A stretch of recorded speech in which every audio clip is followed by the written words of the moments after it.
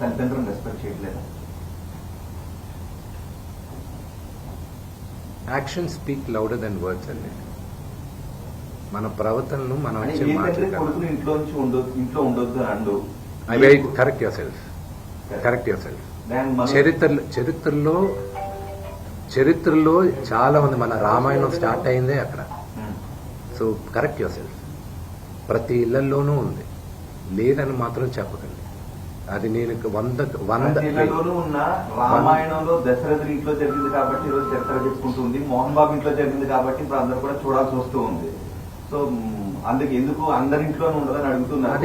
దశరథుడు కాబట్టి ఈ రోజు కూడా మీరు దశరథుడి గురించి చెప్పారు. రెండో ఫ్యామిలీలో కుటుంబ తగాదాలు ఉన్నాయి. మోహన్ బాబు కాబట్టి ఇప్పుడు మోహన్ బాబు కుటుంబం కాబట్టి మాట్లాడుకోవాల్సి వస్తుంది. అది మాట్లాడుకోవాలి. ఎంత ఆదరించున్నారు మీ అన్ఫార్చునేట్ గా ఏంటంటే ఐ రెస్పెక్ట్ దాట్. అన్ఫార్చునేట్ గా మీడియాని నేను తప్పు పట్టట్లేదండి.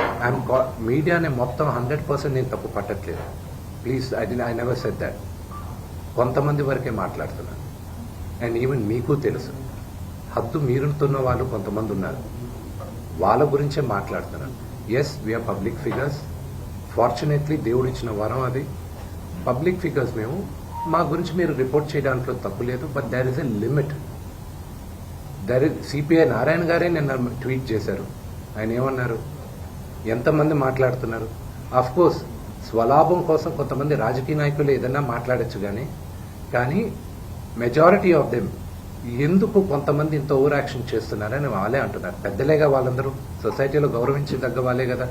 నారాయణ గారు కానీ మిగతా వాళ్ళు కానీ ఇది చేసేవాళ్ళు. మీ ఎథిక్స్ మీకున్నాయి, వాళ్ళ గురించి నేను మాట్లాడట్లేదు. I respect. 90% 95% వాళ్ళకి నేను రెస్పెక్ట్ చేస్తున్నాను. ఆ అతిక్రమించే వాళ్ళకి రిక్వెస్ట్ చేస్తున్నాను. మీకు ఫ్యామిలీస్ ఉన్నాయి. To not it is unfortunate. I have a father. Okay, he 70 years old. ఆయన హెల్త్ నాకు ఇంపార్టెంటే కదా. కొడుకుగా నేను చేయాల్సిన ఫస్ట్ బాధ్యత ఏంటి? నా ఫాదర్ మదర్ని నేను చూసుకోవాలి. That is what my first concern.